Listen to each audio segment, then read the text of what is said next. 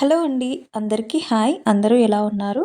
ఈరోజైతే వ్లాగ్‌లో నేను 1 వీక్ ఒకసారి ఏ విధంగా పనులనైతే చేసుకుంటానో ఈ వీడియోలో షేర్ చేశాను. 1 వీక్ ఒకసారి కంపల్సరీ ఈ పనులైతే ఉంటాయి ఇంట్లో. ఫస్ట్ అయితే వెజిటబుల్స్‌ని తెచ్చుకోవడము. ప్రతి వీక్‌లో ఒకసారైతే వెజిటబుల్స్‌ని తెచ్చుకొని వాటిని మంచిగా సర్దుకొని పెట్టేసుకుంటాను. నేను డే బై డే అలా ఏం తెచ్చుకోను. కంపల్సరీ 1 వీక్ ఒకసారి మాత్రమే వెజిటబుల్స్‌ని తెచ్చేసుకొని వాటిని నీట్‌గా స్టోర్ చేసుకొని పెట్టేసుకుంటే అస్సలు పాడవకుండా ఉంటాయి. ఇంకా టమాటాలు ఎప్పుడైనా కవర్‌లో ఉంచకుండా ఈ విధంగా వేస్తేనే పాడవవు. టమాటాలు కవర్‌లో వేసి పెట్టేస్తే తొందరగా పాడైపోతాయి. ఇంకా పచ్చిమిర్చి కూడా కొంచెం ఎక్కువగా తెచ్చేసుకున్నాను. ఈసారైతే వీటినైతే ఇలా తొడిమలు తీసేసుకొని కవర్‌లో వేసేసుకుంటాను. తొడిమలు ఉంటే మనకి వాటర్ ఫామ్ అయ్యి పచ్చిమిర్చి మొత్తం పాడవుతుంది. పచ్చిమిర్చి ఏదైనా పాడైంది ఉన్నా తీసేయాలి. లేకపోతే మిగతా పచ్చిమిర్చి కూడా స్మెల్ వచ్చేసి పాడైపోతూ ఉంటాయి. ఇంట్లోకి అవసరం ఉన్నప్పుడు తెచ్చుకోవడం కంటే వీక్లీ ఒకసారి తెచ్చుకుంటే వెజిటబుల్స్‌కి తక్కువ కాస్ట్‌లో వచ్చేస్తాయి. మనము అవసరం ఉన్నప్పుడు తెచ్చుకుంటేనే ఇంకా ఎక్కువగా అవుతాయి. మనీ అనేవి ఒకేసారి తెచ్చిపెట్టుకొని 1 వీక్ యూజ్ చేసుకుంటే సరిపోతుంది. నెక్స్ట్ అయితే నేను ప్రతి వీక్ ఒకసారి అయితే బెడ్‌షీట్స్‌ని మంచిగా క్లీన్ చేసేసుకొని బెడ్ మొత్తం క్లీన్‌గా డస్ట్ లేకుండా తుడుచుకొని పెట్టేసుకుంటాను. క్లీనింగ్ స్టార్ట్ చేసేటప్పుడైతే మార్నింగ్ వర్క్స్ అన్నీ కంప్లీట్ చేసేసుకొని ఈ పనైతే స్టార్ట్ చేయాలి. అప్పుడే మనం అలసిపోకుండా వర్క్స్ చేసుకుంటాము. ఇంకా ఒక రూమ్ అయిపోయిన తర్వాత ఇంకొక రూమ్ చేసుకుంటే కొంచెం అలసిపోకుండా ఉంటాము.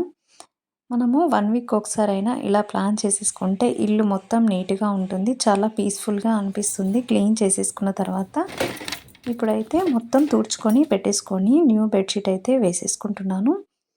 మనము బెడ్‌షీట్స్ వాష్ చేసేటప్పుడు కొంచెం వాషింగ్ మిషన్ లిక్విడే ఎక్కువేస్తే సరిపోతుంది. మంచి స్మెల్ వస్తుంది. ఎలాంటి కంఫర్ట్ కూడా అవసరం లేదు. ఇంకా మంచిగా ఫోల్డ్ చేసుకొని పెట్టేసుకుంటే ఐరన్ చేసిన దానిలాగా ఉంటుంది. వేయగానే మంచిగా నీట్‌గా కనిపిస్తుంది. మనము చిన్నపిల్లలు ఉన్న ఇంట్లో అయితే బెడ్‌షీట్స్ అయితే కొంచెం ఎక్కువ తొందరగా వాష్ చేసుకోవడం అలవాటు చేసుకోవాలి. ఎందుకంటే పిల్లలకి ఊరికనే జలుబు అవుతుంది కదా! డస్ట్ వల్ల పిల్లలకైతే సిక్ అవుతూ ఉంటారు. అందుకే ఎక్కువగా నీట్‌గా పెట్టుకోవడానికి ట్రై చేయండి.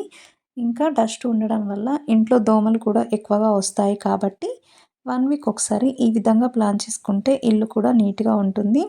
మనకి ఇంట్లో ఉన్న ఫర్నిచర్ కూడా పాడవకుండా ఎక్కువ రోజులు బావుంటుంది. చూడండి బెడ్ ఎంత నీట్‌గా కనిపిస్తుందో. ఈ విధంగా ఉంటే చాలా పీస్‌ఫుల్‌గా అనిపిస్తుంది మైండ్‌కైతే. నెక్స్ట్ వచ్చేసి డ్రెస్సింగ్ టేబుల్ని అయితే క్లీనింగ్ చేసుకుంటున్నాను. ఇది కూడా కంపల్సరీ క్లీన్ చేసుకోవాల్సి వస్తుంది. దీని మీద ఏదో ఒకటి పడుతూ ఉంటుంది కదా! 1 వీక్ ఒకసారైనా క్లీన్ చేయకపోతే మొత్తం పాడవుతుంది. ఇప్పుడైతే దీనినైతే నీట్‌గా క్లీన్ చేసేసుకొని పెట్టేసుకుంటున్నాను. ఒకటి క్లీన్ చేసిన తర్వాత ఇంకొకటైతే స్టార్ట్ చేసేస్తాను. నేనైతే ఎప్పుడైనా అప్పుడే నీట్‌గా అయిపోతాయి వర్క్స్ అన్నీ. ఇంకా అలసిపోకుండా చేసేసుకోవచ్చు పనులు. మనము ఎవరి హెల్ప్ లేకుండా చేసుకోవాలంటే 1 వీక్ ఒకసారైనా ఈ విధంగా చేసేసుకుంటే మనము వర్క్స్ అన్నీ ఈజీగా కంప్లీట్ చేసేసుకోవచ్చు. ఇక్కడైతే డైనింగ్ టేబుల్‌ని క్లీన్ చేసేస్తున్నాను. అసలు దీని మీద మేము ఎన్ని పెడతామో చాలా మెస్సీగా ఉంటుంది. చూడగానే చిరాకుగా అనిపించేలాగా ఈరోజైతే మొత్తం దీని మీద ఉన్నయన్నీ తీసేసుకొని ఎక్కడివక్కడ సర్దుకొని పెట్టేసుకొని క్లీన్ చేద్దామనేసి చేసేస్తున్నాను. హాల్‌లో కనిపించేదే ఇది. ఇది నీట్‌గా ఉండకపోతే ఇల్లంతా మెస్సీగా ఉన్నట్టుగా అనిపిస్తుంది నాకైతే. పైనున్న కవర్‌ని తీసేసాను. అది మొత్తం పాడైపోతే మొత్తం గ్లాస్ క్లీనర్‌తోని క్లీన్ చేసేసుకొని మొత్తం తీసేసుకొని ఓన్లీ ఫుడ్ ఐటమ్స్ మాత్రమే పెట్టేసాను. మేమైతే దీని మీద ఏది కనిపిస్తే అది పెట్టేస్తాము ఈ మధ్యలోనైతే. అందుకే మొత్తం తీసేసుకొని ఓన్లీ ఫ్రూట్స్, సాల్ట్ మనకు కావాల్సినవి మాత్రమే పెట్టేసుకుంటున్నాను. ఇంకా 1 వీక్ ఒకసారి కంపల్సరీ నేను చేసే పని బాటిల్స్ అయితే క్లీన్ చేసేసుకొని పెట్టేస్తాను. ఇవైతే ఎప్పుడైనా డైనింగ్ టేబుల్ మీదనే ఉంటాయి. వీటినైతే తీసేస్తున్నాను. మనము ఎంత క్లీన్ చేసుకున్నా సరే మళ్ళీ దాని మీద డస్ట్ పడుతూనే ఉంటుంది.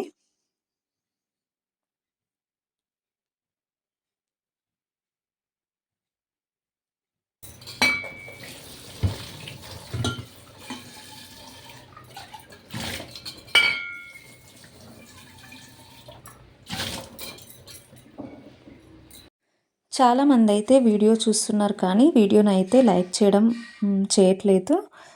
వీడియో నచ్చితే గనుక తప్పకుండా లైక్ చేయండి. మీరిచ్చే లైక్ వల్ల నాకు మోటివేషన్‌గా అనిపిస్తుంది. కంపల్సరీ అయితే లైక్ చేసి కొత్త వాళ్ళు ఎవరైనా చూస్తే సబ్స్క్రైబ్ చేసేసుకోండి ఛానల్‌ని. ఇంకా నా ఛానల్‌లో చాలా మోటివేషన్ వీడియోస్, ఇంకా saving ideas, cleaning, daily vlogs అయితే పెడుతూ ఉంటాను. మీకు యూజ్‌ఫుల్‌గా ఉంటాయని అనుకుంటున్నాను. ఇక్కడ నెక్స్ట్ వచ్చి కిచెన్ అయితే క్లీన్ చేసేసుకుంటున్నాను. జస్ట్ నేను కిచెన్ ఎప్పుడు క్లీన్‌గా చేసుకొని పెట్టేసుకుంటాను డైలీ.